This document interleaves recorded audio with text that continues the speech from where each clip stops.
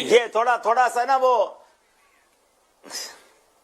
अच्छा थोड़ा सा हटके सवाल भी आया है, अब थोड़ा सा दिलों की राहत वाला सवाल भी हो ना, क्या जिन्नात को लग सकता है?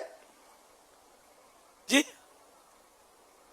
कोरोना जिन्नात को लग सकता है? नहीं, जिन्नात को कोरोना वायरस लग सकता है? किसी जिन से राब्ता हुआ तो पूछ के बता सकता हूँ।